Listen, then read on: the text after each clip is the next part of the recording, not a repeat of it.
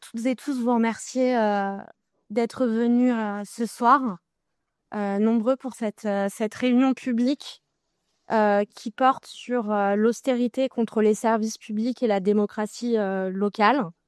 Parce que cette année, on a eu le budget le plus austéritaire depuis 25 ans, si je raconte pas de bêtises, avec dedans des réductions encore plus importantes, notamment contre les collectivités territoriales qui subissent des réductions systématiques depuis 2012.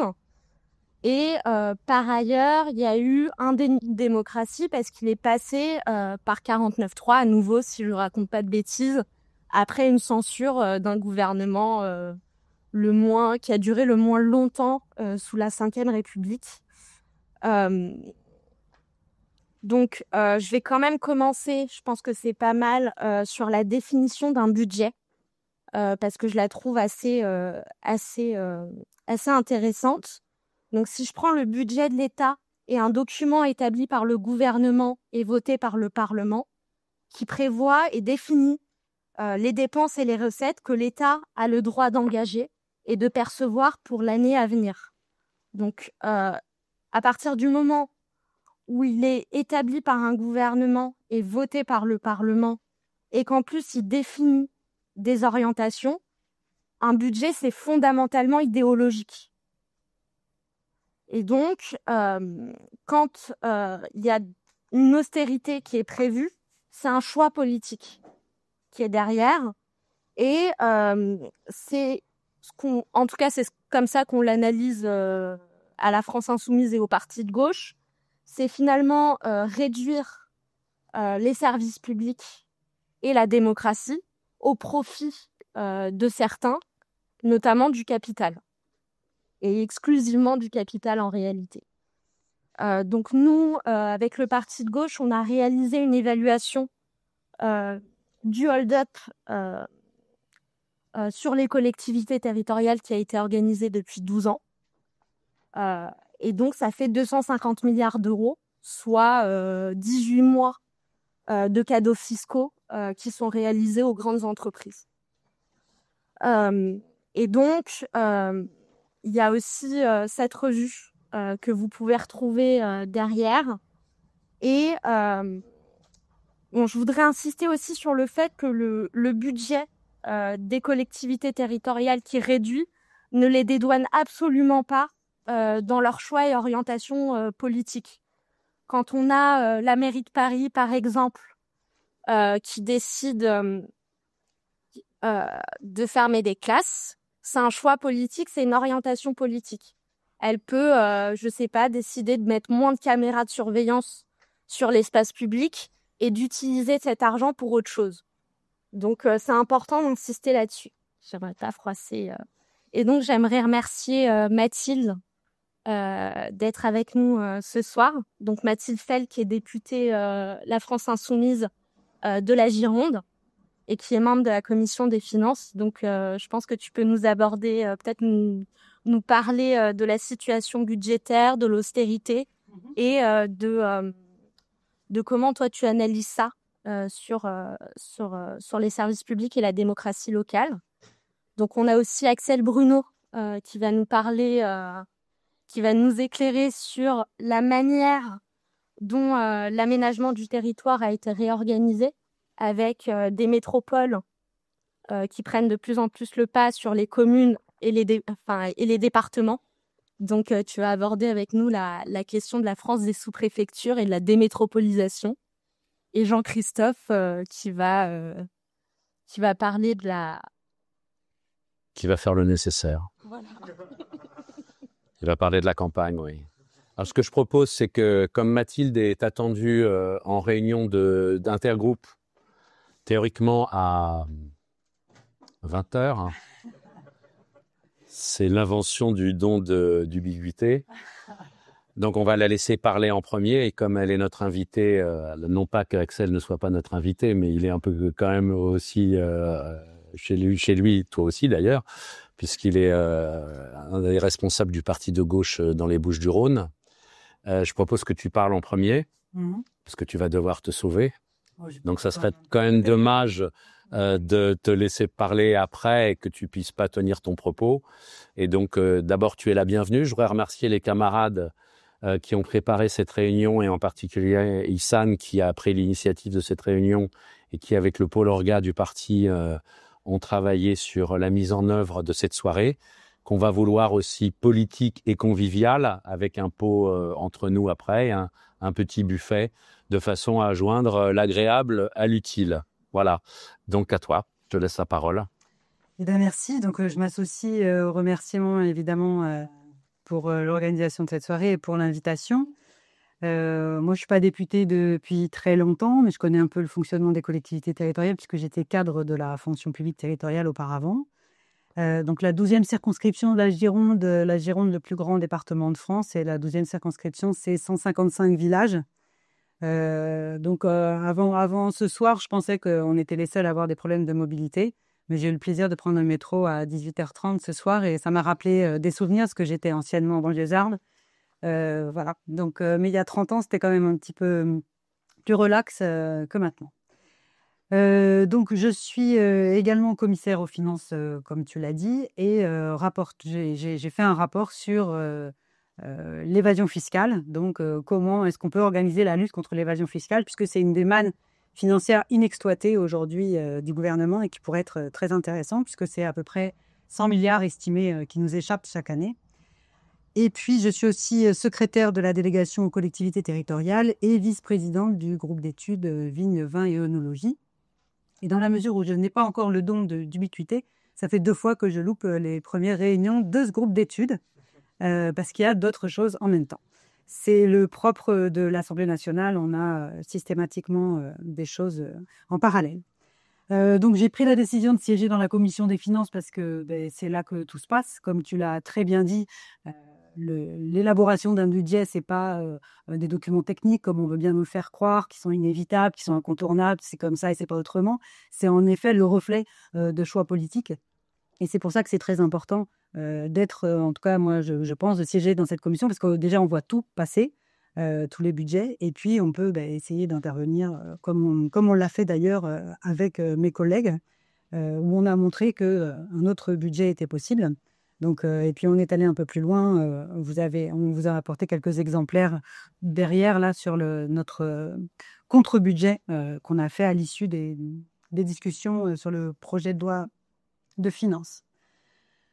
Donc le constat qu'on peut faire aujourd'hui, c'est un constat de chaos, un constat politique. Déjà au niveau politique, un chaos complètement total avec la situation nationale, internationale. C'est pas le sujet, mais simplement je voulais en parler parce que c'est un sujet qui est totalement instrumentalisé aujourd'hui pour étouffer les voix de la gauche de rupture. Et on le voit de plus en plus violemment, de plus en plus brutalement, avec des locaux parlementaires qui sont attaqués, avec des attaques en hémicycle que même les plus anciens députés n'ont jamais vu. Une prise de parole aujourd'hui d'Aurore Bergé, par exemple, contre la France insoumise, qui est particulièrement incroyable à ce stade. Et puis, bien sûr, un chaos économique, je l'ai dit. 7 ans de politique macroniste et de cadeaux fiscaux, la confiscation du débat parlementaire avec 23 49.3 aujourd'hui, dont les deux les 2 derniers sur le budget. Donc pourtant, les Françaises et les Français ont voté en juillet 2024 pour dire stop, pour dire qu'ils voulaient une autre politique au service de l'intérêt général. Mais évidemment, Macron, qui est un monarque plus qu'un président, a décidé de n'en faire qu'à sa tête. Bien que sa politique ait été rejetée par les 3/4 de la population, il a nommé un Premier ministre de droite, puis un second Premier ministre encore plus de droite, si on peut dire, puisque complètement compatible avec l'extrême droite, avec des propos comme la submersion migratoire, avec des propos qui pourraient tout à fait venir des rangs du Rassemblement national. Et d'ailleurs, la mise en place d'une politique qui est tout à fait compatible avec des exigences du Rassemblement national. On voit beaucoup de votes qui font ensemble, et puis avec des éléments très, très concrets, comme la fin du droit du sol à Mayotte, vraiment des éléments extrêmement préoccupants, extrêmement alarmants.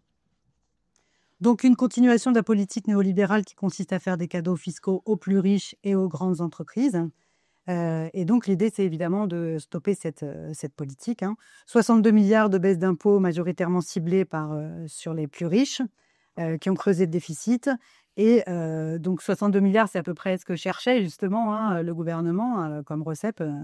Et donc 38,5 milliards d'euros qui ont été soustraits à la fiscalité locale.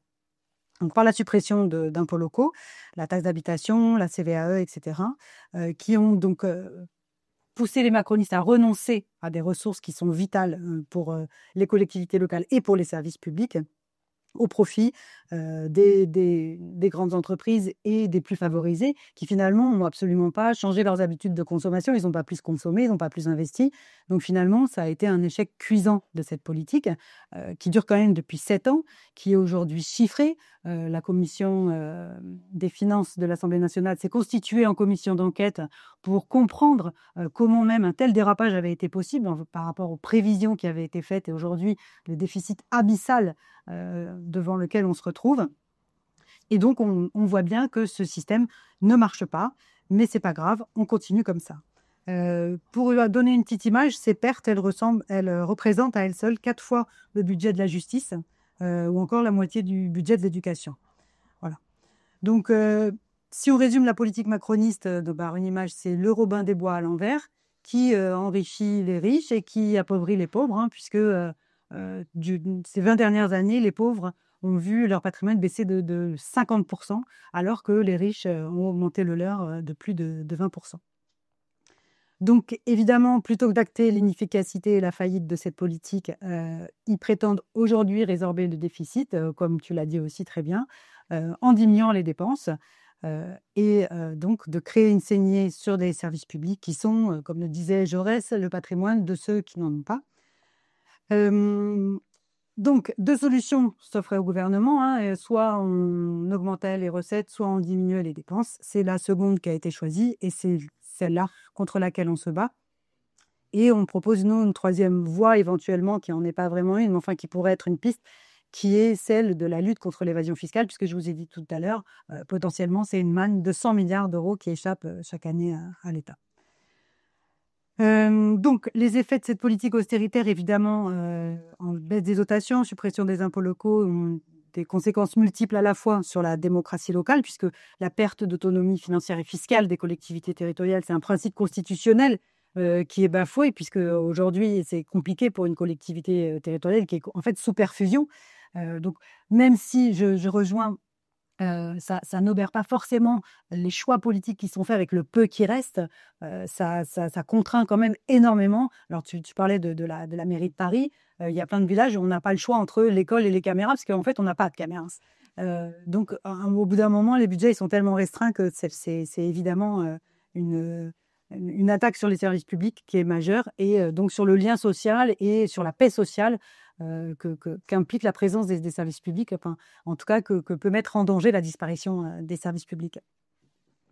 L'inégalité entre les collectivités, évidemment, donc ça accentue une concurrence entre les territoires qui est parfaitement délétère, puisqu'il y a des collectivités qui ont des assiettes fiscales bien plus avantageuses que d'autres et qui peuvent continuer à s'en sortir malgré tout, puisqu'il nous reste un petit levier fiscal à travers les impôts fonciers. Et donc, une césure qui s'opère de plus en plus, je pense que tu en parlais, entre les métropoles et les communes périphériques, et encore pire avec les communes rurales. Et évidemment, la capacité d'offrir des services publics décents. Donc, j'ai pris quelques exemples très rapidement que vous connaissez tous. Les piliers de notre République, l'éducation, la santé. Sur ma circonscription, par exemple, il y a des collectifs qui se créent, donc tant mieux, il y a quand même des gens qui réagissent un petit peu, alors peut-être pas forcément dans les urnes, mais en tout cas qui se créent en collectif, parce que, par exemple, on a des collèges dans lesquels il pleut. Donc des collèges qui ont été construits pour 600 élèves, qui aujourd'hui, il y a 1000 élèves dedans. Je pense à 2 collèges en particulier de ma circonscription, et qui sont complètement abandonnés parce que, faute de moyens, vous savez que les départements, c'est la collectivité qui est la plus touchée. Celle de Gironde, tu me le rappelais en rentrant, c'est 5 milliards... 5 milliards 6, oui. C'est ça, 5 milliards 6 qui ont été ponctionnés sur... 5 milliards 760 millions. Voilà, c'est ça. Donc, qui manquent dans les caisses du département. Donc, vous imaginez bien qu'avec ça, c'est compliqué d'entretenir les routes, c'est compliqué d'entretenir les bâtiments scolaires et c'est un vrai drame puisque normalement, il y avait un plan collège qui était prévu et qui ne pourra pas voir le jour. Et alors qu'on maintient donc des collèges avec des algécos partout, il y a 1 mètre carré dans la cour de récréation pour certains collèges par élève quand il pleut. Donc, enfin bon, bref, une situation complètement délétère. Donc la France, c'est le plus mauvais élève européen concernant la surcharge des classes pour le premier degré. Donc on prévoyait de supprimer 4000 postes à la rentrée prochaine. Certains se sont satisfaits très très vite d'une promesse qui n'a absolument pas été tenue, puisque il y a aujourd'hui l'annonce de la fermeture de plus de 5000 classes dans le premier degré. Dans ma circonscription, c'est 11 classes. Et donc, il faut savoir que dans les villages ruraux comme ça, parfois, il n'y a qu'une classe dans un village. En fait, il y a une école qui a une classe dans un village et qui sont dans des regroupements pédagogiques intercommunaux. On appelle ça les RPI. Et donc, quand on ferme une classe comme ça, déjà on ferme le dernier service public d'un village. Et en plus, on déstabilise complètement l'organisation des familles sur le ramassage entre les RPI, etc. Et puis parfois, cette décision, elle est prise parce qu'on dit on va regrouper la classe, puisque c'est évidemment toujours une politique comptable, où il n'y a pas assez d'élèves, etc. Donc, on va regrouper la classe avec un autre groupe scolaire, sauf que dans le groupe scolaire en question, mais il n'y a pas de classe supplémentaire. Donc, il faut la créer. Enfin, bref, une politique qui n'a absolument aucun sens et qui est faite sans concertation avec les élus locaux. Donc, sur la santé, je pense que vous connaissez le problème aussi bien que nous. La fermeture des urgences à intervalles réguliers, faute de soignants dans les hôpitaux. Il y a carrément aussi des gens qui meurent aux urgences aujourd'hui, de plus en plus. Il y a mon camarade Damien Maudet, que vous connaissez peut-être, député de la Haute-Vienne, qui a publié un livre dernièrement sur le sujet. Je vous encourage à le lire. Donc le Ségur de la santé et toutes les pirouettes macronistes n'ont rien changé à ça. Le système de santé est laissé à l'abandon au profit de structures privées qui sont accessibles uniquement aux plus riches, mais qui ponctionnent quand même le budget de la sécurité sociale. Donc, encore une fois, une logique purement comptable avec l'instauration de la T2A, de la tarification à l'acte, qui donc donne un impératif de rentabilité à nos établissements de santé, avec des moyens humains qui sont complètement dégradés. Par exemple, 101 lits de fermés à l'hôpital psychiatrique de Cadillac. Donc, ces lits, ils existent, mais ils sont fermés aujourd'hui. Alors que normalement, c'est cette année de la santé mentale et que les pathologies mentales, elles explosent dans tout le pays. Il n'y a plus aucun moyen donné à la psychiatrie. Sur les services de proximité aussi, le dernier exemple, la Poste, diminution d'effectifs, 60 000 emplois supprimés en France depuis 2013. Donc des agences postales qui, là aussi, constituent un des derniers services publics. Il y a même des villages où il n'y a plus d'école, il y a encore une poste qui ferme, ou alors on demande aux collectivités de prendre le relais, bien entendu, pour diminuer le budget.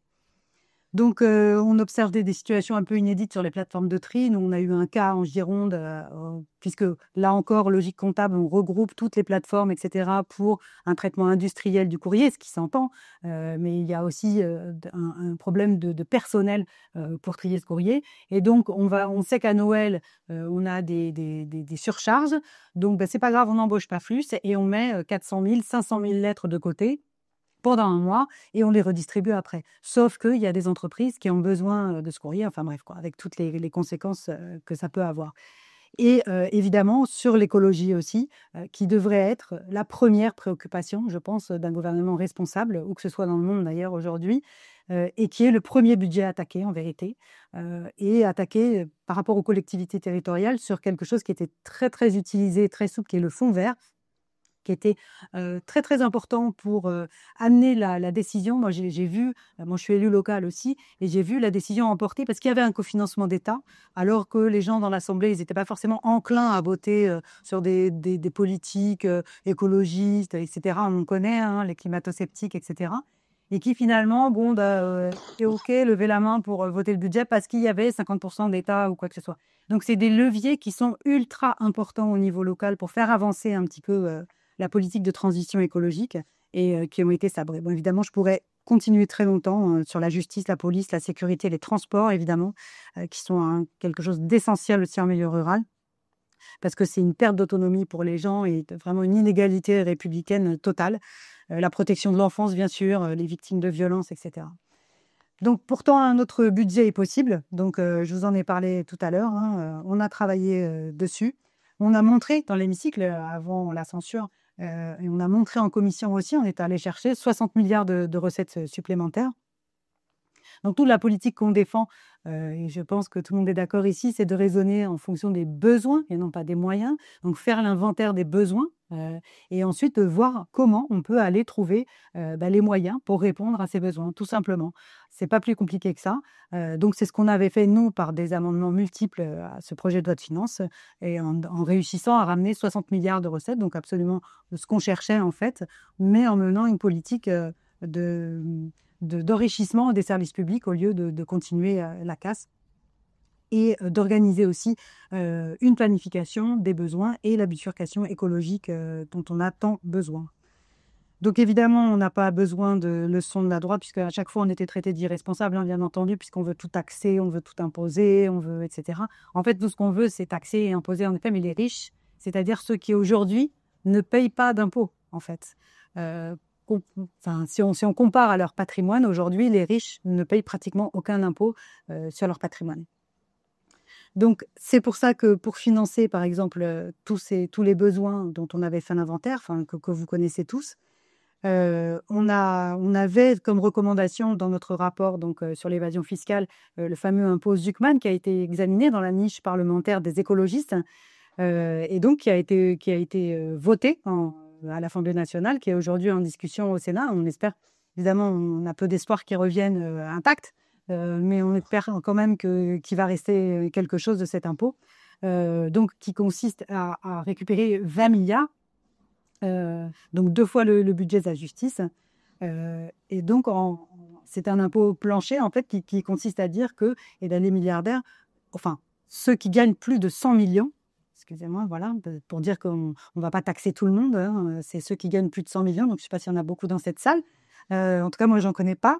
Mais donc, ils paieront au final au moins 2% de la valeur de leur patrimoine en impôts. C'est-à-dire que s'ils ne les payent pas encore, on ira les chercher.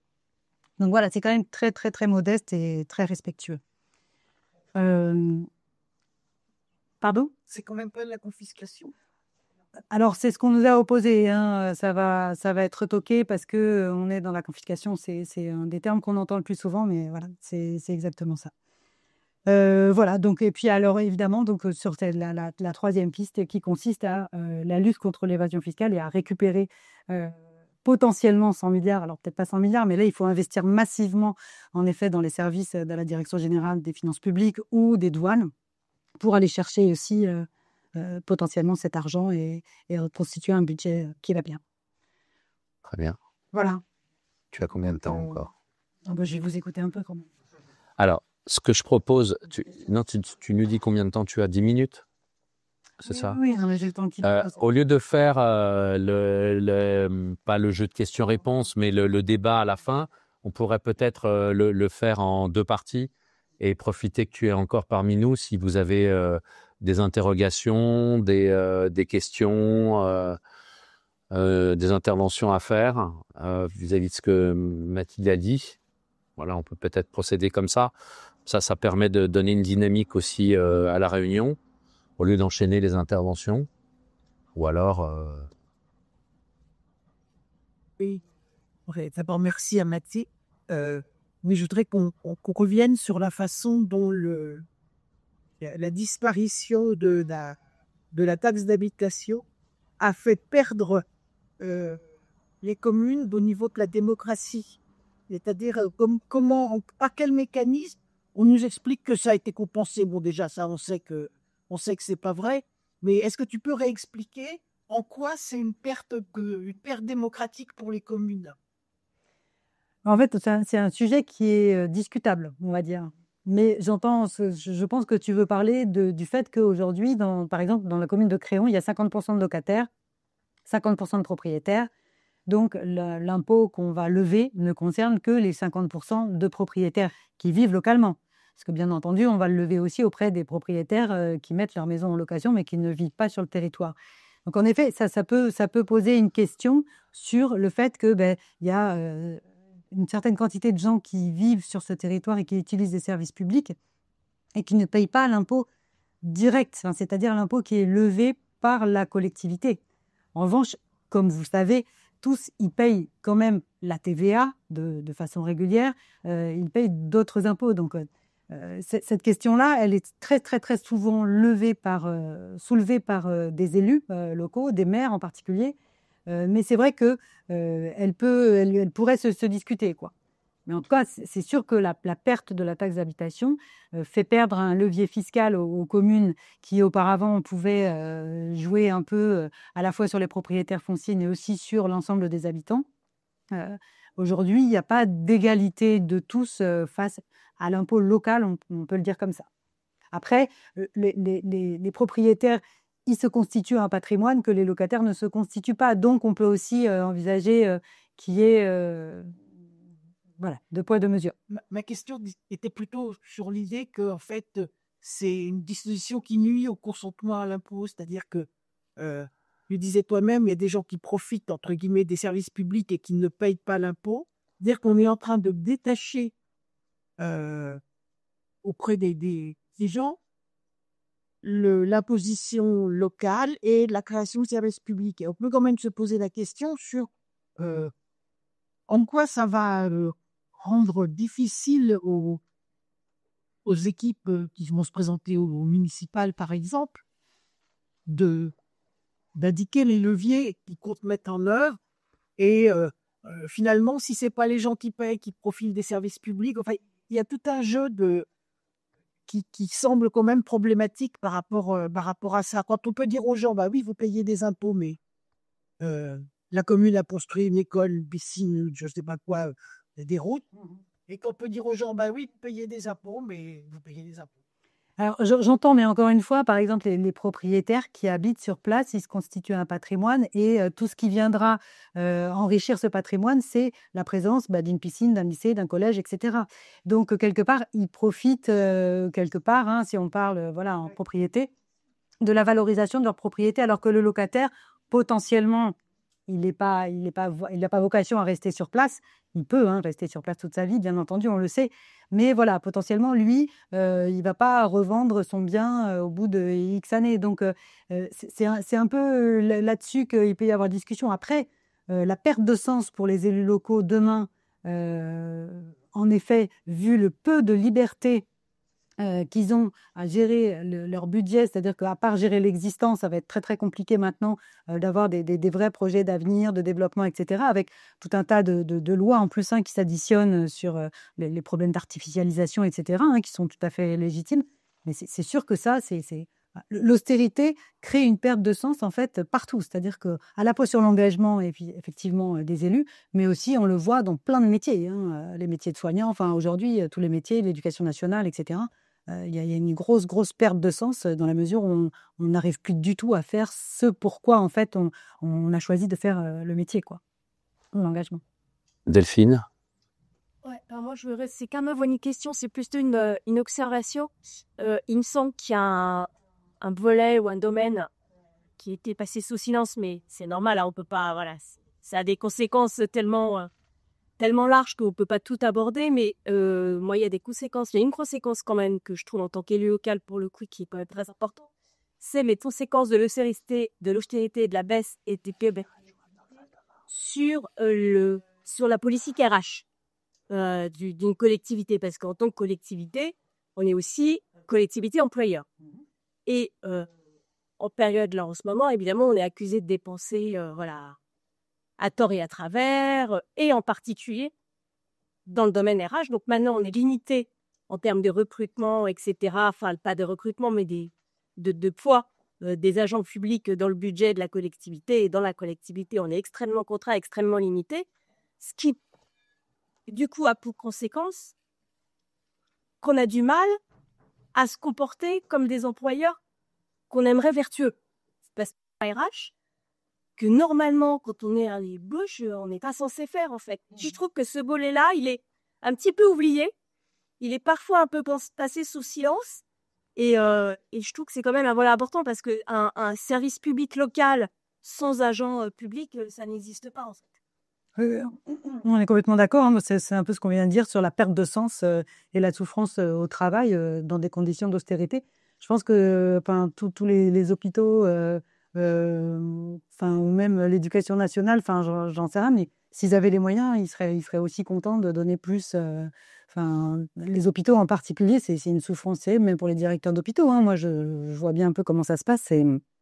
Ça remet en font travailler. C'est-à-dire que quand on a, par exemple, des colonies de vacances, comment on fait pour défendre une politique publique dans ce domaine-là où on se dit que tous les enfants doivent partir en vacances, en particulier dans des quartiers populaires, qui doivent partir non seulement, mais en plus pas 3 jours, hein, parce que là, voilà, qui partent longtemps, qui partent vraiment avec un vrai pédagogique qui y a derrière des colonies de vacances. Il ne s'agit pas uniquement d'aller faire joujou, il y a des vrais contenus éducatifs derrière les colonies, et ça remet aussi en cause les politiques publiques qu'on défend, parce qu'une politique publique de l'enfance, des vacances, je ne sais pas, il y en a des tas, mais sans budget derrière et sans agent public, c'est impossible. Oui, mais de toute façon, on va vers une privatisation progressive, hein, parce que vous parlez de masse salariale de fonctionnaires territoriaux. C'est aussi la disparition progressive de la fonction publique, hein, clairement, qui est annoncée. Parce qu'aujourd'hui, dans les collectivités, je suppose que vous êtes aussi dans ce cas-là, on recrute de plus en plus d'agents contractuels et pas de fonctionnaires. Arnaud? Merci aussi, Lamar. Merci beaucoup pour cette intervention et qui est très utile et aussi très agréable de savoir qu'on robotise. Et effectivement, comme tu le disais, on se dit souvent qu'un objet extrêmement opaque, extrêmement technique, mais extrêmement crucial aussi. Une remarque très rapide pour rebondir sur ce qui a été dit. Je crois que il y a quelques semaines, le Conseil d'État a sorti un rapport où il s'émeut de la pénalisation de la vie des élus locaux, notamment le nombre d'informations judiciaires ouvertes pour des cas de manquement au devoir de probité, etc. Et il dit, ce serait utile quand même de mieux former les élus locaux, etc. Ça se rejoint parce que l'objectif de formation, si on n'a pas l'argent pour se former, on ne peut pas le faire. Si on n'a pas l'équipe derrière parce qu'on a une secrétaire ou un secrétaire de mairie pour 5 communes qui bossent une demi-journée par-ci, une demi-journée par-là parce qu'on n'a pas les budgets pour les payer à temps plein, ça n'aide pas. Ça participe de ces espèces de déni de démocratie locale qui passe à travers cette austérité. Moi, j'avais une deuxième question qui est beaucoup plus large. On disait justement c'est un objet très technique, très opaque. Comment stratégiquement on arrive à le repolitiser auprès du plus grand nombre? Parce qu'ici, on a lancé cette campagne sur les fonds publics des services publics. Il y a eu effectivement le contre-budget hyper carré de la France insoumise ces derniers mois. La question de l'austérité, c'était un peu au cœur du front de gauche, de la question post-crise 2008, etc. Ça reste quand même un objet qui est assez éloigné de l'immédiateté de la pensée de nos concitoyens et même des mouvements politiques classés traditionnellement à gauche. Quelle stratégie autre que ça? Ou peut-être, est-ce que c'est un renforcement qu'il faut faire ou est-ce qu'il faut repenser autrement les choses? Comment tu perçois de ton côté ça? Vaste question. Moi, je pense que, vraiment vaste question, parce qu'en plus, si tu veux, ce qui est marrant, c'est que, par exemple, il y a eu l'Assemblée générale de l'Association des maires de Gironde, là, qui ont insisté beaucoup sur il faut absolument qu'on travaille sur le statut de l'élu, etc. Et la première chose qui arrive, c'est pas, curieusement, rendez-nous notre autonomie financière et fiscale. Ça n'est pas ça qui arrive en premier. Et moi, je suis un peu stupéfaite parce que ils vont aller dire oui, alors il faut permettre aux femmes qui ont des enfants, d'ailleurs aux femmes, c'est rigolo, mais c'est un peu comme ça que c'est dit quand même, à ceux qui ont des enfants, de pouvoir garder les enfants, il faut réévaluer les indemnités, il faut... Enfin, je crois que personne ne s'engage en tant qu'élu pour toucher des indemnités. Franchement, je ne crois pas que ce soit la première raison. On s'engage pour faire des choses. Donc, si on n'a plus les moyens de faire des choses, à quoi bon s'engager, en fait? Donc, tu vois, même au niveau des élus, c'est même pas le premier réflexe de dire, filez-nous juste un budget, en fait, qu'on puisse faire quelque chose. Donc, moi, je te renverrai vraiment vers des fondamentaux, c'est-à-dire de l'éducation populaire, pour expliquer aux gens, en effet, que... Mais c'était un des premiers, d'ailleurs, angles d'attaque, c'est très mal venu, mais du manque d'attaque à l'époque, qui s'est un peu constitué là-dessus en disant les questions budgétaires, c'est pas si compliqué que ça, on peut vous l'expliquer, on va faire de l'éducation populaire et on va vous expliquer. Donc, je pense que vraiment, c'est vraiment ça, c'est de dire attention, les chiffres, on leur fait dire ce qu'on veut, en fait. Et donc, un budget, une feuille de chiffres, ce sont des choix politiques. Donc, il faut regarder ce qu'il y a dedans et décrypter et essayer de valoriser. Mais j'ai pas d'idée particulière. Je ne sais pas, peut-être que dans la salle, vous en avez plus que moi. Ce sera très intéressant aussi d'avoir ce débat. Mais Je voudrais apporter un petit complément avant que tu nous quittes, parce qu'on va pas te retenir non plus trop longtemps. Par rapport à la campagne qu'on a enclenchée il y a maintenant près d'un an, hein, puisqu'on l'a décidé au dernier congrès du parti de gauche à Rennes en mars 2024. Bon, tu nous as dit que tu avais un accord général avec ce qu'on proposait et l'angle de la campagne, ce qui explique ta présence ce soir, et on t'en remercie de nouveau. Qu'est-ce que tu verrais dans l'argumentation qui est avancée ici, justement en matière d'éducation populaire, parce que c'est vrai qu'on essaye de résumer en 4 pages des choses quand même extrêmement compliquées. Bon, ce qui est moins compliqué, c'est que sur la dernière page, il y a le chiffrage région par région et département par département. Donc là, le focus local fait qu'on se rend compte vraiment de la réalité concrète. C'est-à-dire que quand on lit sur ton département qu'il y a 5 milliards 760 millions qui manquent et que sur le mien, il y en a 5 milliards 6, si j'ai bonne mémoire, la Haute-Garonne, on se dit que dans 5 milliards 26, donc vous êtes encore plus en hold-up que nous par rapport à 2012. On se rend compte de la réalité, parce que 5 milliards et demi à la louche, ça fait la moitié des 11 milliards que le gouvernement voulait reprendre en novembre aux collectivités. Donc, par exemple, quand il y a eu la manifestation des élus à la préfecture de la Haute-Garonne sur cette question-là, je leur ai dit, là, on se bat pour qu'il n'y ait pas 11 milliards en moins, mais on nous a déjà pris 5 milliards et demi, rien que sur le département. Alors là, ils ouvrent des yeux. Ah bon, comment ? Bah oui, on a fait des additions, des soustractions et on est arrivé à ça. Donc très concrètement, nous, on souhaiterait sortir de cette réunion après. Bien évidemment, Axel va intervenir et moi, je ferai un petit mot pas de conclusion, mais de mise en perspective politique sur la campagne. C'est comment faire en sorte d'avoir des outils et des arguments à partir de ça qui nous permettent d'avoir des angles peut-être plus simplifiés, plus pédagogiques, ou alors est-ce que tu penses que ça va dans la bonne voie et que on continue comme ça, quoi. Donc à notre niveau, hein. Ouais, non, bah là, tu me prends de court parce que moi, je suis pas du tout une spécialiste de l'éducation. Ah non, je parle pas de l'éducation, hein, je parle du... Oui, non, mais Voilà, en termes d'outils, pardon. Ouais. Et du coup, moi, je trouve que cet outil, il est vraiment super. Vraiment, D'accord. La revue était super intéressante aussi. Cet outil est bien.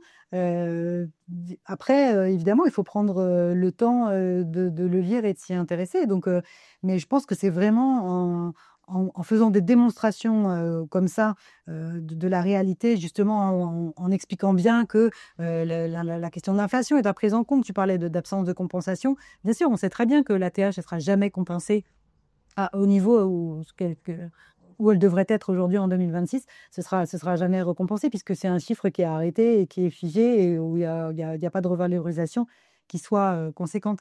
Mais en matière d'outils, moi, je pense que ça, c'est un bon chemin. Après, évidemment, ça dépend à qui on veut s'adresser et comment on s'adresse, quoi. Mais c'est sûr, si on va avoir des classes du premier degré, je pense que c'est un peu compliqué.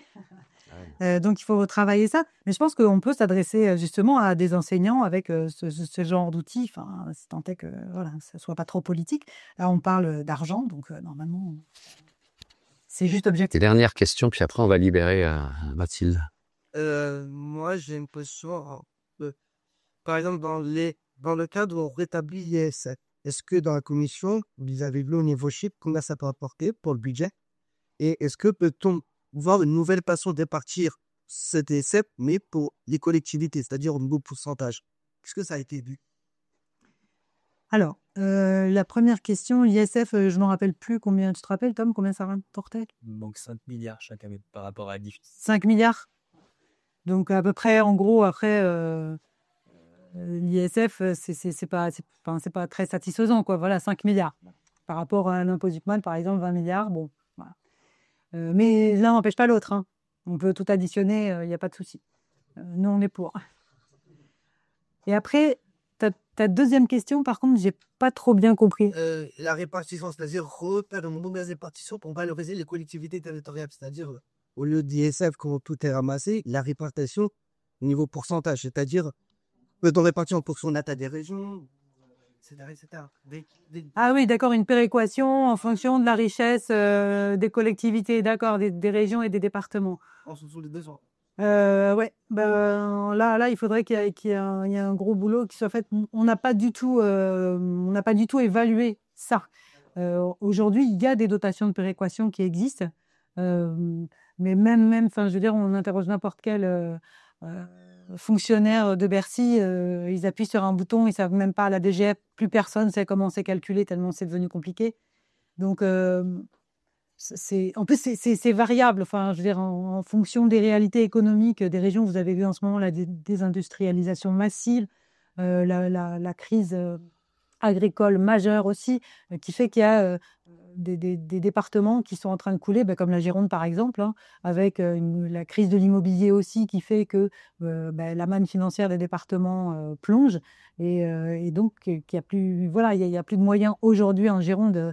Il y a vraiment des très gros problèmes, des catastrophes écologiques aussi avec tout le financement de la sécurité civile par exemple par les départements aussi font que des départements où il y a des catastrophes, si l'État n'intervient pas tout de suite, comment ils vont financer ça? Donc c'est assez compliqué. En tout cas, il n'y a pas eu de calcul précis là-dessus. Et je pense que c'est compliqué parce que c'est très mouvant.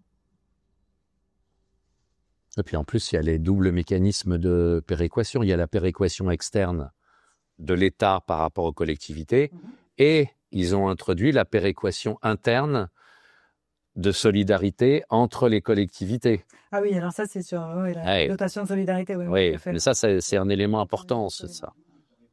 Il y a une double péréquation, ouais. Voilà. Oui, parce que vous avez des... Tu veux qu'on te libère ou... Non, c'est bon, on peut répondre bon.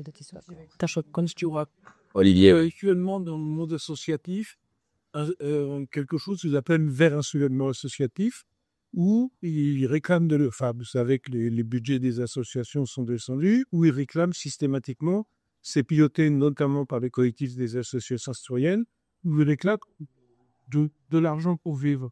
Est-ce qu'on peut imaginer une jonction politique vers les associations parce que le tissu associatif, je suis originaire de Thiers, donc le tissu associatif est quand même le seul média disponible pour contrer des gros médias comme des FMTV, comme des choses comme ça. Je ne suis pas très clair dans mon propos, mais on a une vraie colère des associations.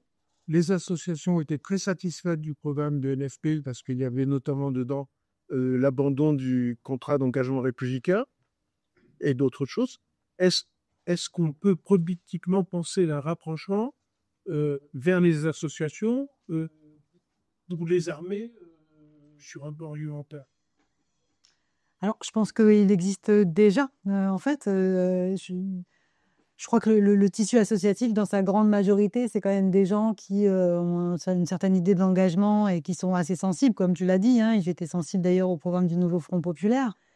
Après, j'allais te dire, c'est plutôt aux associations de venir nous voir en vérité, parce que aujourd'hui, on voit bien, regarde les syndicats, aujourd'hui, ça interroge quand même beaucoup le peu d'engagement, d'investissement des syndicats, quand on voit la difficulté avec laquelle ils ont fini par quitter le conclave, et encore, ils ne l'ont pas tous quitté, sur les retraites, qui pourtant est un sujet majeur, archi consensuel, où il y a eu des millions de gens, pour le coup, dans la rue pendant des mois et des mois.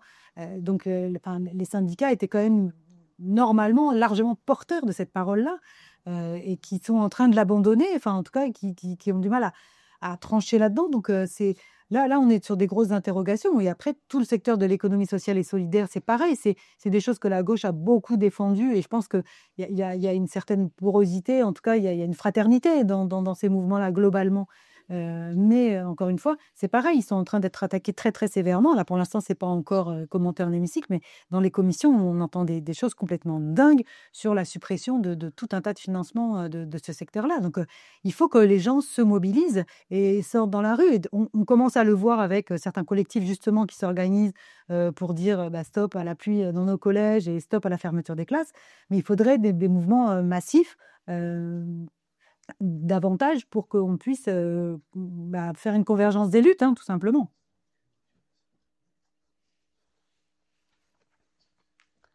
Je vous propose qu'on enchaîne avec l'intervention d'Axel. Tout à fait. Tu... J'écoute un petit peu comment on dit. Merci beaucoup. Je vais te raccompagner. Ah, mais je c'est un petit peu le compris. Je vais un petit peu autour. Ok, ça marche.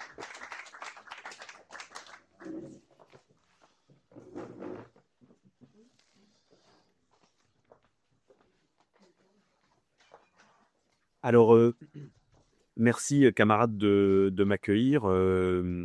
Merci beaucoup de cette intervention, à la fois technique et éclairante sur plein de sujets. Moi, je vais essayer de revenir avec vous ce soir sur les travaux qu'on a produits auprès de la Fondation Jean Jaurès avec mon camarade Thibault Lonneur sur ce qu'on a appelé la France des sous-préfectures.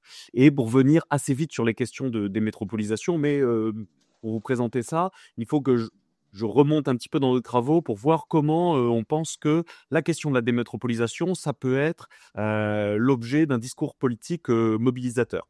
D'abord, moi, je veux dire qu'il y a quelque chose qui me paraît important et qui m'a marqué, c'est ce que j'appelle la France des machines à pain. Ça vous dit peut-être rien, les machines à pain, mais c'est une machine comme un distributeur de boissons sucrées qui distribue des baguettes. Et ça, pardon de l'expression, mais en France, c'est un peu une dinguerie, d'accord? C'est-à-dire que vous présentez même pas devant le boulanger ou la boulangère en disant bonjour, ça va ce matin, les parents, les enfants. Non, vous êtes dans un endroit, vous arrivez avec votre monnaie, tac, ça vous donne la machine à pain qui est remplie quotidiennement par un camion qui passe avec des surgelés. Ben moi, j'ai vu des machines à pain à 2 endroits. J'en ai vu dans un patelin au fin fond de la Vendée où habitait mon frère à un moment, qui s'appelle Saint-Pierre-le-Vieux, à mi-chemin entre La Rochelle et La Roche-sur-Yon. Et l'autre que j'ai vu, c'est tout à fait au nord de l'île Saint-Denis, en bas d'une cité qui s'appelle la cité Maurice-Thorez.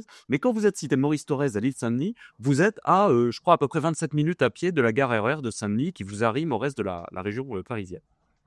Et donc l'idée un petit peu de mon intervention ce soir et de la question de la démétropolisation, c'est comment sortir d'une opposition binaire entre urbain et rural qui fait le lit de l'extrême droite.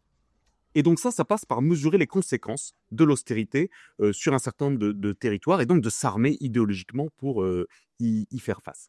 Alors rapidement, vraiment très rapidement, sur la France des sous-préfectures, on a dit qu'il y avait un cri du cœur social dans la France des sous-préfectures, notamment au moment de la mobilisation contre la réforme des retraites de 2023, où on a vu que c'était une mobilisation qui démarrait très très fort, c'est la courbe orange là, on voit que ça démarre plus fort en termes de gens qui sont mobilisés, qui manifestent, que les mobilisations précédentes, contre la réforme Juppé, contre la réforme de Jean-Pierre Raffarin en 2003 et contre quelques autres, et que les manifestations étaient localisées très souvent dans des villes, dans des petites villes, des villes de sous-préfecture. Vous avez ici une carte, je m'excuse, c'est une mauvaise carte, de la Bourgogne, où on a vu qu'il y avait d'importantes mobilisations, notamment dans des villes comme Vierzon ou là ici Montbard, qui avait été d'ailleurs une importante ville de mobilisation des Gilets jaunes.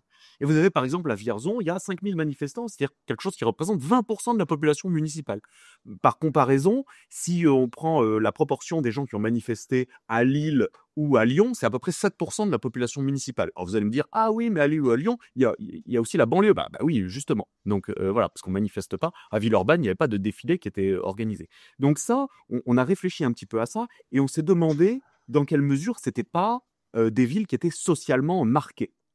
Et il est apparu que ces villes elles nous apparaissaient comme ayant fait l'objet d'un héritage maudit. hein, et d'un quadruple phénomène de disqualification sociale, à travers notamment le déclin des petites villes mono-industrielles. Je reviendrai à la diapositive d'avant. Voilà, vous avez ici la proportion d'ouvriers dans la population de chaque département. Donc voilà, c'est des villes qui étaient souvent des petites villes mono-industrielles, hein, Vierzon, Thaon-les-Vosges, etc., qui ont été durement frappées par la désindustrialisation. Ça a été également des villes qui ont fait l'objet de l'implantation, c'est l'objet de cette carte-là, d'importants métiers de la logistique. Si on prend l'exemple d'Intermarché, le projet industriel, avec des guillemets, d'Intermarché, à un moment, c'était de descendre au niveau du chef-lieu de canton. Et donc, on a 1800 magasins Intermarché en France, pratiquement un par chef-lieu de canton. Et ça, évidemment, ça marque la sociologie de ces villes-là. Parce que vous savez que parmi les 800 000 salariés de la grande distribution, il y a 85% d'emplois de salariés et d'ouvriers et d'employés. Troisième étage de cette comment dire,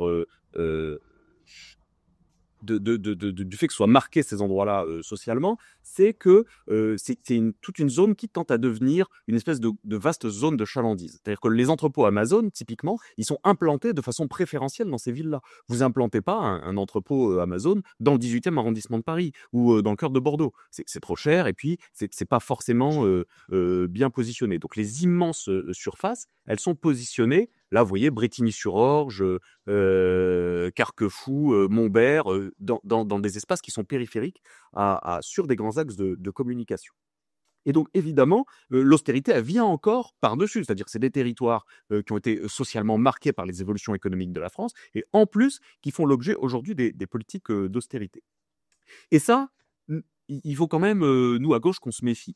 Et c'est ce qu'on vous propose quand on dit qu'il faut en finir avec la France périphérique. Non pas qu'on ne veut pas la regarder et qu'on dit qu'elle n'existe pas, mais que le discours sur la France périphérique, il nous paraît préjudiciable et qu'il faut arriver idéologiquement armé pour s'y confronter. Typiquement, les travaux de Guy Louis, nous, on n'est pas d'accord. Hein. Dire que cette France périphérique, elle est vouée au RN, ça a été très discuté par la géographie et ça nous convient pas. Et dire la France abandonnée, elle vote pour le RN, ça nous paraît quelque chose de beaucoup de beaucoup trop simple.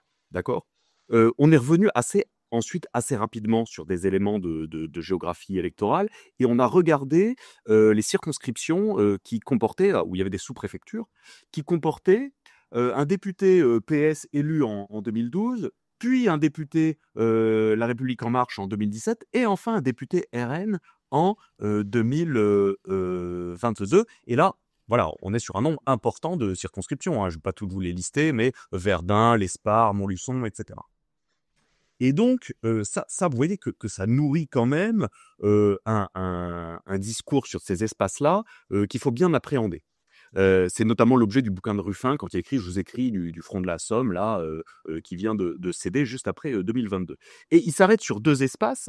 D'abord, ici, vous avez à gauche, c'est la carte des élections législatives de 2002. C'est des très basses eaux 2002 pour la gauche. Il y a 175 sièges. Hein, c'est la vague chiracienne après le 21 avril. Et donc, vous avez ici le bassin minier et la vallée de l'Aude dans le sud de la France qui reste au Parti socialiste à l'époque. Si on prend la carte électorale des élections législatives de 2022, donc 20 ans plus tard, le bassin minier ici et la vallée de l'Aude, ils sont tout entiers passés au RN. Et donc ça, évidemment, ça nourrit un certain nombre de réflexions de notre part. Et on s'est aperçu, si vous voulez, alors je ne vais pas vous détailler ces tableaux-là parce que ce serait pénible, mais on s'est aperçu qu'en fait, là, le groupe d'électeurs central sur lequel on peut compter normalement quand on est opposé au RN au second tour, c'est-à-dire en gros les électeurs qui ont voté pour le bloc bourgeois, ce qu'on appelle le bloc bourgeois, hein, c'est-à-dire les LR et la République En Marche, et bien ils avaient plutôt tendance, à l'occasion des seconds tours de 2022, à se reporter sur les candidats du RN, plutôt que sur les candidats de la NUPS à l'époque. Et donc, en fait, les proportions, c'est à peu près 44% de ce volume d'électeurs qui avait plutôt tendance à aller vers les candidats RN et seulement 41% vers la gauche. Et dans les villes de sous-préfecture, c'est encore dégradé. C'est-à-dire qu'on est sur 44% pour le RN et seulement 37% sur la gauche. Et donc, il y a une idée que dans ces territoires, ça va un peu dans le sens des théories qui voudraient dire il y a d'un côté la France des tours et de l'autre côté la France des bourgs, et que donc ces territoires mis à l'écart, ils sont voués à l'extrême droite, au Rassemblement national. Et ça nous dérange beaucoup. Et donc c'est quelque chose qu'on a essayé de regarder de plus près. En tout cas, ce qui est certain, c'est qu'affronter l'extrême droite n'est plus un gage de victoire au second tour, comme ça pouvait l'être à une époque. Et on est venu donc sur les élections de 2024. Et là, je vous ai listé les pertes et les gains du groupe parlementaire de la France Insoumise. D'accord? Donc, on a à peu près 10 circonscriptions de chaque côté. Hein, et j'ai typé les circonscriptions en mettant celles qui avaient plutôt une dominante. C'est la typologie INSEE. Hein. Alors, évidemment, il y a différents types de communes, mais vous voyez que les pertes sont concentrées dans plutôt le rural dispersé et les ceintures urbaines, quand les gains se situent plutôt dans les grands centres urbains et dans les villes de banlieue. Mais il y a un certain nombre d'exceptions. D'ailleurs, d'abord, on perd des circonscriptions de banlieue, hein, dans les Yvelines et dans le Val-de-Marne, et on en garde avec de l'habitat plutôt... on en reprend, on en garde. On en gagne avec de l'habitat plutôt rural. C'est le cas de la circonscription de Mathilde dans la Gironde. Mais, alors, d'abord, ce qui se passe, c'est que on s'aperçoit... je vais revenir sur la question des métropolisations, mais je vous explique l'antériorité du raisonnement, là. On s'aperçoit que d'abord nos camarades du reste du NFP ne parviennent pas forcément à mieux conserver que nous les circonscriptions des petites villes et de l'habitat rural. Hein. Il y en a certaines qui sont sèchement perdues, parfois même face au RN dès le premier tour. L'autre élément qui nuance pourtant tout ça, c'est si on regarde le Front républicain, on s'aperçoit que le taux de récupération, même dans des circonscriptions qui sont perdues, des électeurs du bloc central est meilleur en faveur de la gauche, puisqu'on est autour de 54%. Et que par contre, le taux de récupération de ces électeurs-là en faveur des candidats RL a plutôt tendance, lui, à se dégrader, puisqu'il tombe à 24%. Mais si on regarde ce que récupèrent les candidats LR, en cas de Front républicain contre le RN, ils récupèrent 90% des électeurs de gauche. Et 60% quand ils sont opposés à la gauche, et donc que viennent en renfort les électeurs du Rassemblement national au second tour. C'est-à-dire que le Front républicain, en fait, il fonctionne surtout au profit des républicains. Ce qui nous a posé problème. Et donc, on s'est avancé un peu plus vers ça. Et si vous voulez, on a revu les cartes, c'est possible, de 2007. 2007, pour rappel, c'est la vague sarkozyste. Et 2024, hein, les élections de juin. Et en fait, c'est sûr qu'il y a toujours ces exceptions du bassin minier et de l'Aude. Mais quand on regarde la carte, c'est pas ce qui est plus marquant. Enfin, ce qui est plus marquant, camarades, c'est l'installation du RN sur les anciennes terres de droite. C'est-à-dire la Normandie intérieure, le Grand Est, la Bourgogne, l'axe de la vallée du Rhône et la côte d'Azur. D'accord ? Donc, si on regarde également dans le détail, j'ai mis ici une ville des Alpes de Haute-Provence qui s'appelle Sisteron, qui est l'une des villes qui a vu la bête de notre camarade Léo Wattet. Et on s'aperçoit que lors de la législative de 2007, sur Sisteron, Castaner, qui était le représentant de la gauche à l'époque, hein, désolé, était déjà largement battu. Et même qu'à certains égards, Léo Walter améliore à Sisteron le score de Castaner. Dernier élément, très très rapidement, là ici j'ai repris toutes les circonscriptions. Les petites villes de droite, conclusion, qu'est-ce que c'est ? Les petites villes de droite restent des petites villes de droite 15 ans après.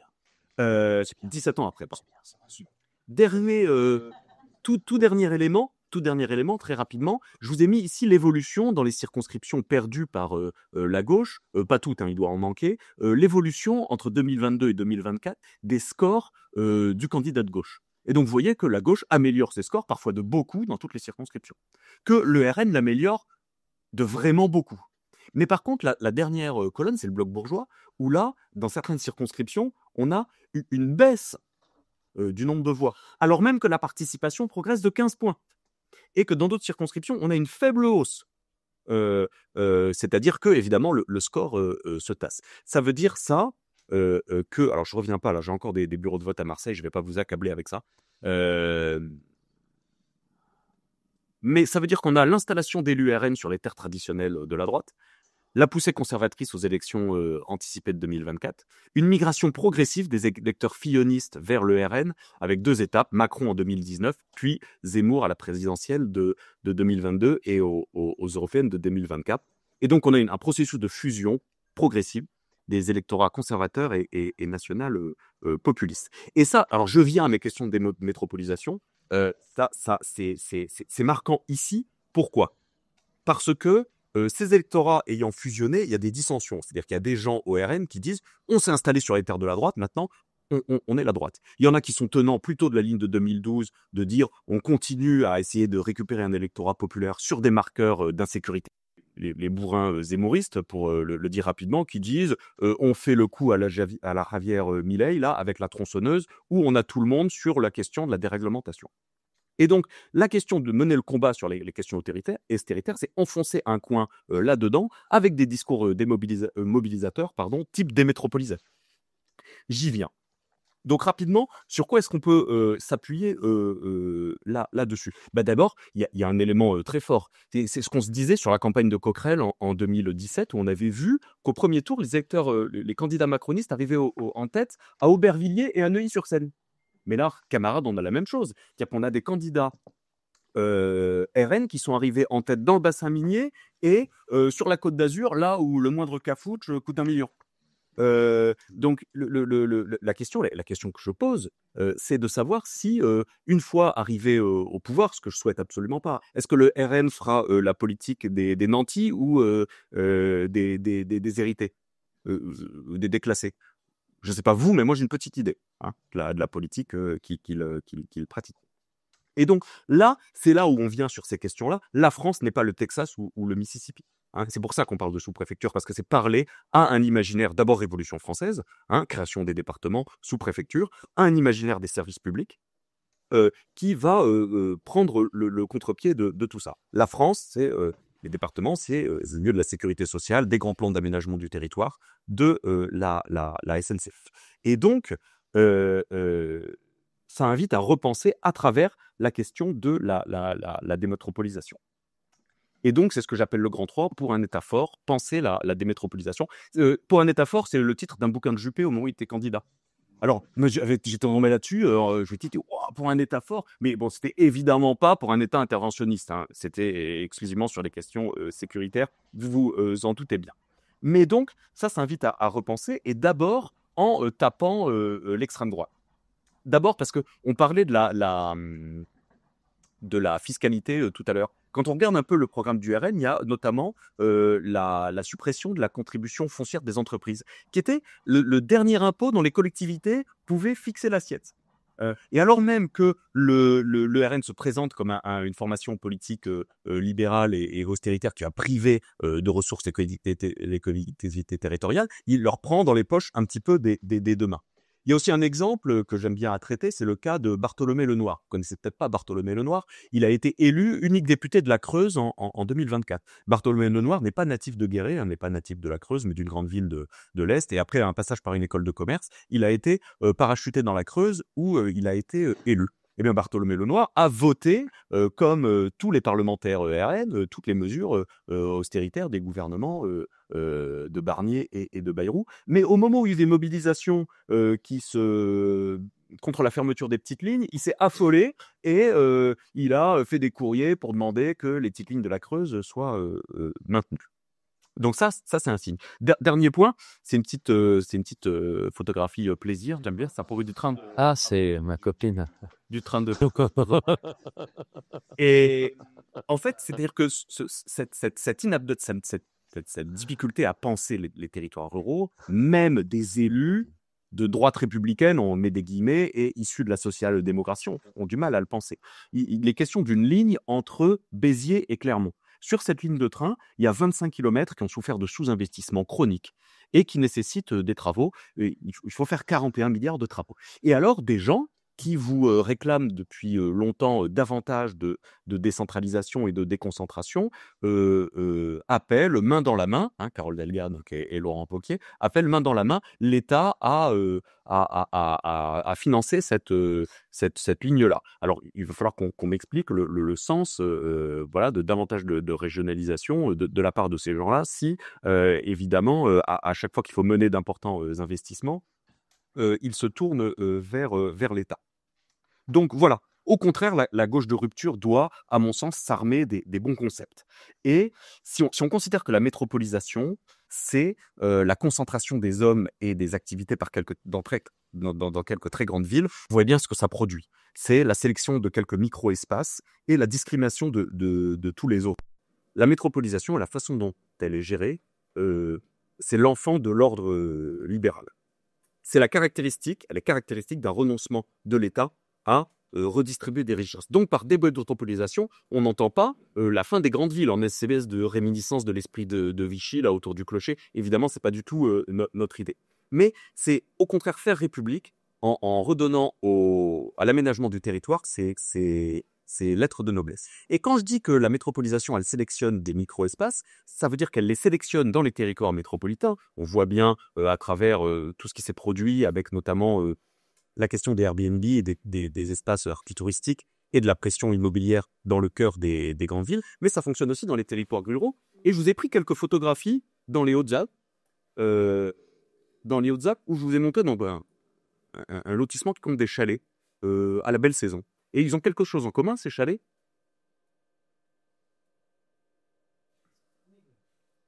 C'est qu'ils sont absolument tous fermés. Ils sont absolument tous fermés. Taux d'occupation annuel, 3 semaines. C'est une moyenne. C'est moyenne. Dans ce village des Hautes-Alpes, le maire a des difficultés pour se loger. Et oui, c'est ça la conséquence de la métropolisation. C'est que la pression immobilière, elle empêche des gens, dans de nombreux départements où il y a des localisations préférentielles de lieux de villégiature, les gens de se loger. Et l'État a renoncé. Dire à quel point l'État a renoncé, il y avait dans les années... à partir des années 60, la DATAR, qui signifiait délégation à l'aménagement du territoire et à l'action régionale. Elle a été remplacée, et maintenant ça s'appelle la DIACRE, la délégation interministérielle à l'aménagement et à la compétitivité régionale. On ne dit pas du tout la même chose selon qu'on appelle quelque chose la DATAR ou que l'on l'appelle la DIACRE. Donc, il faut bien voir que l'action de l'État dans ces territoires-là, ça s'est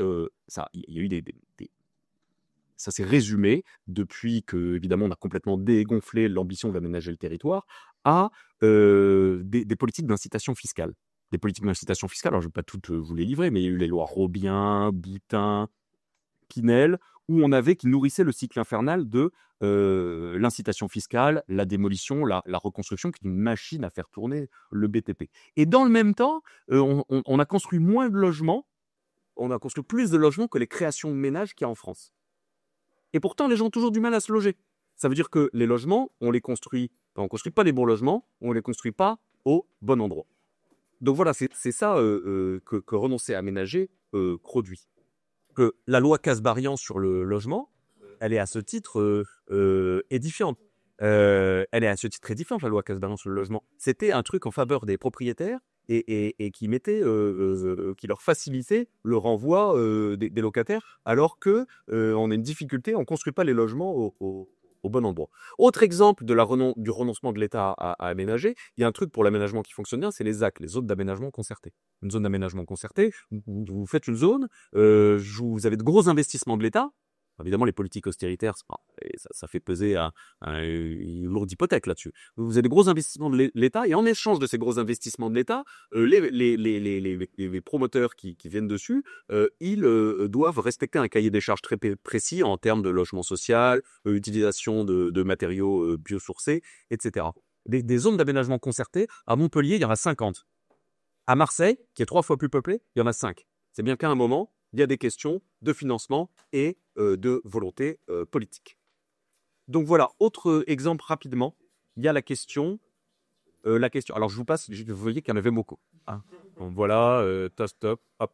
Autre exemple, les centres-bourgs. Je vous ai mis un autre centre-bourg dans les Hautes-Alpes, là, le centre de la Roche de Rame, qui est traversé par une nationale.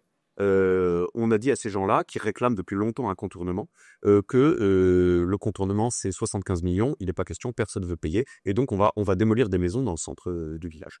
Pourtant, les centres-bourgs, vous avez la même chose à Pierrefitte-sur-Seine. Pierrefitte-sur-Seine, région parisienne au nord de Saint-Denis, ça vient d'être absorbé par Saint-Denis. Vous voyez exactement le même problème. Pourtant, à l'heure où nous, on parle de planification écologique et d'écosocialisme, les centres-bourgs, c'est des endroits où il y a des petits logements, c'est des endroits qui sont mobilisables pour les mobilités douces, où on peut réduire la distance domicile-travail, c'est des endroits qu'il faut aménager. Et ça, vous ne le faites pas avec l'austérité, vous ne le faites pas en renonçant à aménager. C'était l'exemple de Maran sur Charente-Maritime, bon, je m'étends pas là-dessus. On pourrait imaginer aussi qu'il y ait davantage de réglementation à certains égards. Je vous ai mis ici le centre de Marseille avec le nombre de plans de réaménagement qui ont été faits. On dit souvent l'État n'est jamais intervenu à Marseille, et si, l'État est intervenu à Marseille. Là, vous avez au moins 30 plans qui se recoupent les uns les autres. Mais dans les zones rurales, il y a la même chose, c'est-à-dire que coordonner les différentes, c'est des endroits qui sont aménagés parfois par des fonds qui viennent de fonds européens, par des aménageurs publics, par les communes, par le département. Si l'État renonçait pas à aménager, et c'est ça la démétropolisation, si l'État ne renonçait pas à aménager, on pourrait imaginer une délégation unique à l'aménagement de territoire ad hoc qui s'occupe de ces aménagements. Toute dernière chose pour finir cet exposé qui a déjà été trop long. Rapidement, une des conséquences de l'aménagement du territoire, quand je travaille pas pour la Fondation Jean Jaurès, c'est-à-dire 99% de mon temps, je suis enseignant et je m'occupe de la formation des professeurs contractuels qui sont de plus en plus nombreux dans l'éducation nationale, hein, notamment parce qu'on a réduit le nombre de postes. Et donc, dans l'Académie d'Aix-Marseille, on a 18 postes de profs d'histoire géo qui ne sont pas affectés. C'est-à-dire pas là où il y a des contractuels dessus. C'est-à-dire il n'y a pas de poste affecté. Ça veut dire 324 heures par semaine qui ne sont pas dispensées, dont 100 à 50 à 100 heures d'enseignement moral et civique. Hein. Donc, quand on se dit qu'on a l'ambition de recréer du lien social, de sensibiliser notamment sur les questions de neutralité de l'État, sur les questions politiques et religieuses notamment, c'est quand même dommage de ne pas dispenser 50 à 100 heures par semaine d'enseignement moral et civique. Et où est-ce qu'ils ne sont pas affectés, ces profs? Parce que dans les établissements du centre de Marseille, pas de problème. Ils ne sont pas affectés dans les quartiers nord et dans le fin fond des Hautes-Alpes et des Alpes de Haute-Provence. Il n'y a plus de batterie. Et on m'entend pas? Pour l'enregistrement. Ah oui, d'accord. La coupure commence depuis le début. Oh, mais... Du coup, je vais pouvoir revenir sur les tableaux électoraux de façon plus longue. Et voilà. Donc, rapidement, pour dire, j'ai parlé rapidement de Kasbarian tout à l'heure, de Guillaume Kasbarian, qui proposait, alors il n'a pas commis que sa proposition de loi, c'est son projet de loi, hein, parce qu'à l'époque, il était ministre, sur le logement. Il proposait, ce brave homme, pour revitaliser les territoires ruraux, de réouvrir les bistrots. Vraiment, il tient. Alors, donc en fait, à ses yeux, les territoires ruraux, ce serait simplement les il y a quelque chose là sur ce point qui me gêne beaucoup. La démétropolisation, camarades, ça doit être un outil pour penser le nouveau clivage de place. Pour penser une nouvelle coalition du peuple des villes et du peuple des grandes périphéries. Et pour ça, il ne faut rien céder, ni à l'extrême droite, ni à l'austérité. Pour finir, moi, contre Kasbarian, j'ai envie de vous citer Émile Zola, qui disait quelque chose, je crois, en 1877, au moment où il a écrit L'Assommoir, fermez les cabarets, ouvrez les écoles. Merci.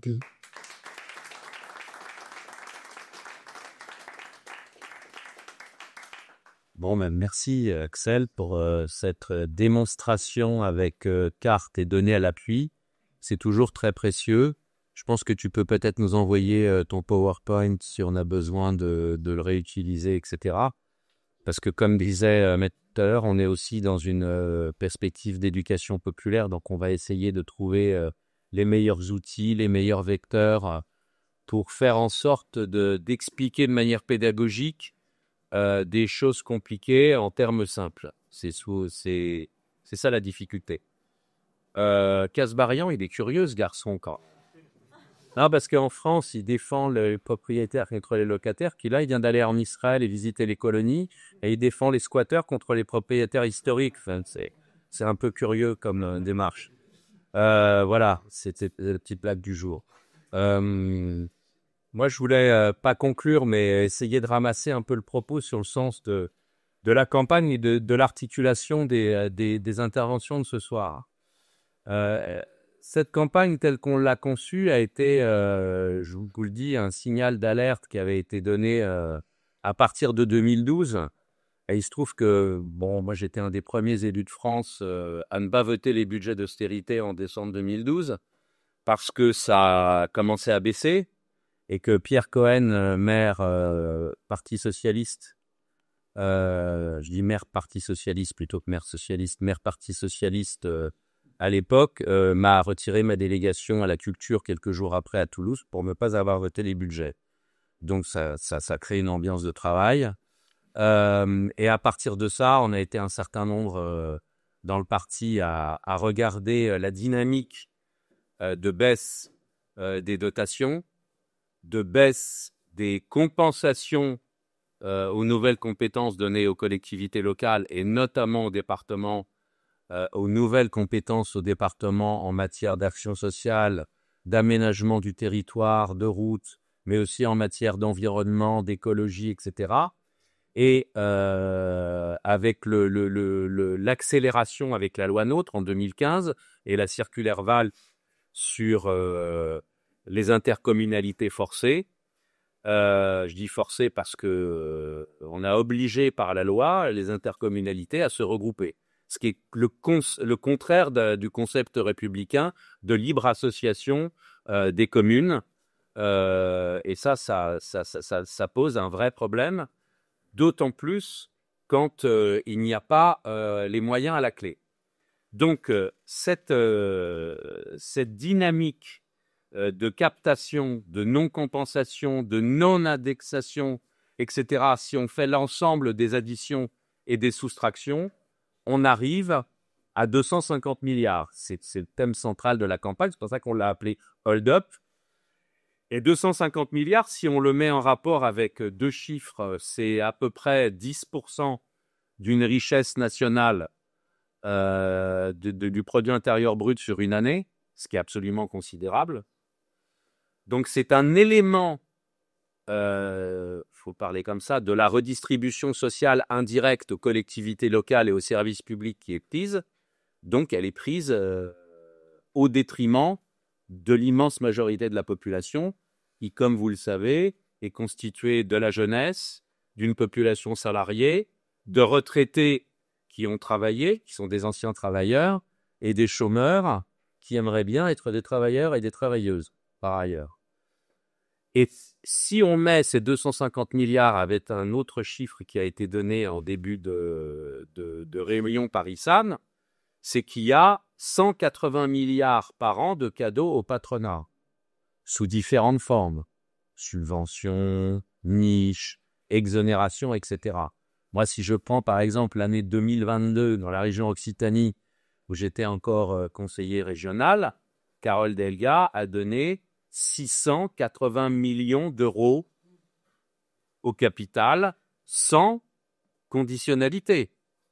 Je suis par ailleurs responsable d'une association culturelle. Quand vous avez 5 000 euros de subvention, on vous demande de justifier avant, après, pendant vos 5 000 euros de subvention. Mais quand Airbus ou les laboratoires Fabre, pour lesquels on a créé la 69 par ailleurs, et ça c'est la logique y compris de métropolisation, c'est-à-dire comment on va passer d'une métropolisation à une logique d'aire urbaine toulousaine qui va aller de Toulouse à Castres, de Toulouse à Montauban, de Toulouse à Foix et de Toulouse à Auch en araignée sur, on va dire, un bassin de vie, puisque c'était le terme de la loi quinquennale de Madeleine Balladur en 93, ce qui est quand même aussi un des péchés originels, c'est-à-dire qu'on organise le territoire en fonction des besoins du capital et pas en fonction des besoins des populations, et notamment des besoins sociaux, écologiques et de fait démocratiques, je vais y venir, du rapport qu'on peut avoir avec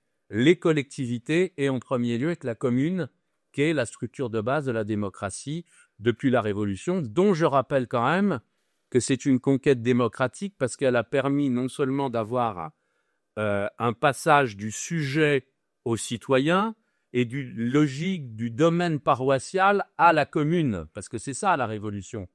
Donc derrière la logique de commune, il y a aussi la laïcisation du rapport qu'ont les citoyens et les êtres sociaux que nous sommes avec une structure démocratique de proximité. Et on voit l'évolution du capital, puisque c'est de ça dont il s'agit, cette discussion est évidemment politique, où les échelons de la démocratie étaient la commune, le département et l'État avec le contrôle de l'Assemblée nationale, d'accord, du Parlement, à une logique de la métropole, de la région et de l'Union européenne.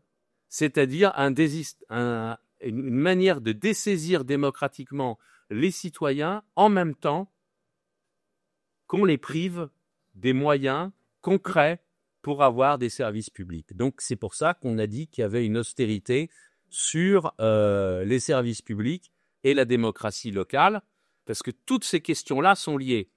Et en termes d'atteinte à la démocratie par l'austérité budgétaire, il y a le fait que c'est de fait une atteinte, je l'ai dit, avec la logique d'intercommunalité forcée et y compris de métropolisation, parce que, tu l'as dit, il y a les 3 grandes caractéristiques des métropoles, c'est-à-dire qu'il y a la concentration de l'activité économique, la concentration de la commande publique et de la direction politique, et la vampirisation du territoire et de l'aménagement du territoire extrêmement centralisé sur la ville-centre.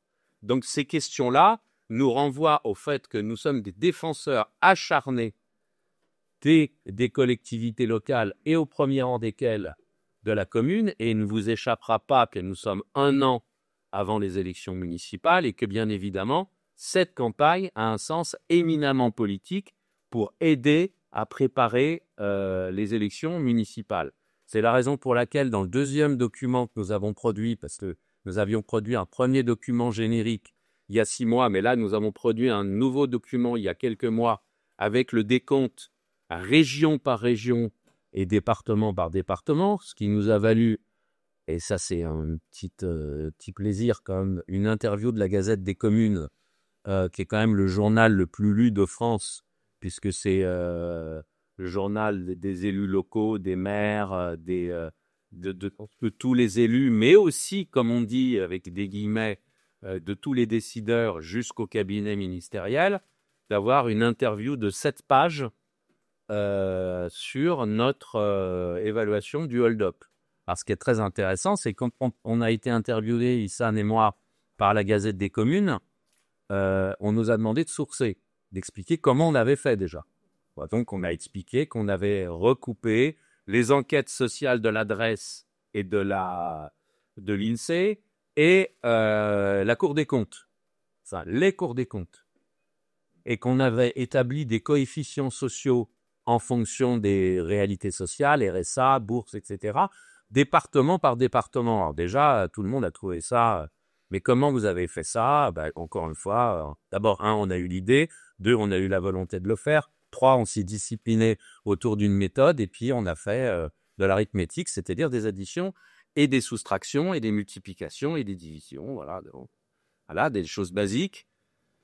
Et on est arrivé donc à cette situation où on a une évaluation département par département, ce qui est extrêmement précieux au niveau du département, mais on peut aller plus loin. Et c'est la raison pour laquelle en interne, mais là on va voir avec la France Insoumise, j'en ai parlé tout à l'heure avec Maxime Charpentier, et j'en parlerai avec Manuel Bompard aussi, de voir si on ne peut pas avoir une application ouverte qui serait rendez l'argent à notre commune. Parce que le deuxième volet de la campagne, c'est pas simplement la dénonciation et l'évaluation. C'est une campagne qui vise à avoir une réappropriation de l'argent qui a été capté. Alors je dis capté parce que voler, le terme est séduisant, mais c'est plutôt capté c'est-à-dire pris directement ou non compensé. Donc, de fait, le terme captation permet de comprendre cette logique. Donc, l'idée, et on l'a déjà fait dans plusieurs dizaines de communes, c'est de faire rentrer dans un tableur l'ensemble des DGF qui ont été réduites, des dotations globales de fonctionnement, excusez-moi pour le jargon, des DGF qui ont été reprises et réduites depuis 2012, avec des coefficients de pondération à la hausse par le nombre d'habitants et par la non-indexation sur le coût de la vie. Parce qu'on nous fait rigoler quand on voit que l'INSEE nous dit que c'est 1,9. Donc, sur quelle planète ils habitent depuis 2018 dans les communes? On est à 20 ou 30% par an en réel sur le coût de la nourriture, sur les fluides, sur les matériaux, etc. On est sur des sommes astronomiques. Vous avez des collectivités qui ont vu leur forfait d'électricité augmenter de 400%. Donc là, on a une difficulté, nous. C'est où on met le curseur sur le coefficient de pondération, on va dire, sur les 7-8 dernières années, enfin, depuis le Covid, on va dire, parce que c'est depuis le Covid que ça s'est quand même considérablement, même si cette année, c'est un peu moindre que l'année dernière, on est quand même sur des chiffres quand on discute avec des petits élus. Moi, j'étais un banquier républicain à Bagnères de Bigorre, dans les Hautes-Pyrénées, samedi. Et j'avais à table des maires de petits villages de 300, 400 habitants qui me parlaient de leurs difficultés réelles et du fait que ils doivent choisir entre chauffer la mairie et puis chauffer le gymnase, quoi. Ouais, c'est ça la réalité. Et j'étais à la DRAC Occitanie la semaine dernière et j'ai appris qu'ils avaient baissé le chauffage pour les personnels à la DRAC de 2 degrés et qu'ils avaient réduit les frais de déplacement des conseillers DRAC, c'est-à-dire du ministère de la Culture, sur un département de 550 km de diagonale, avec 13 départements, ils avaient réduit les frais de remboursement de déplacement en voiture de 50% pour essayer de maintenir le taux de subvention pour les assos. Vous voyez où on en est réduit, dans la 6e puissance du monde, ou la 7e, je ne sais plus, là. Bon, ouais, pas continuer, c'est avec la 10e. Voilà, non mais ça, vous voyez, c'est des éléments extrêmement concrets. Donc, hold up, rendez-nous l'argent et faire en sorte, de manière opérationnelle, dans les semaines qui viennent, de travailler au plus près du terrain pour avoir l'évaluation commune par commune. C'est très clair. Notre camarade René Revol, par exemple, maire de Grabeil, vice-président de Montpellier Métropole, on a fait un calcul dans sa commune, je crois qu'il est à moins 90 000 € depuis 2012. Bon, c'est tant de classes dans une école, c'est tant de gymnases, c'est tant de bibliothèques, etc. Ça, c'est du concret. C'est pas de la métaphysique, c'est des éléments concrets. Donc l'idée, c'est à partir de cette méthode et de cette évaluation, de passer au tamis la logique des 250 milliards et d'avoir quelque chose au plus près du terrain pour pouvoir être outillé et mener les batailles politiques. Donc voilà à quoi sert humblement le parti de gauche, fidèle à son ADN historique, être un parti éclaireur et déclencheur. Voilà.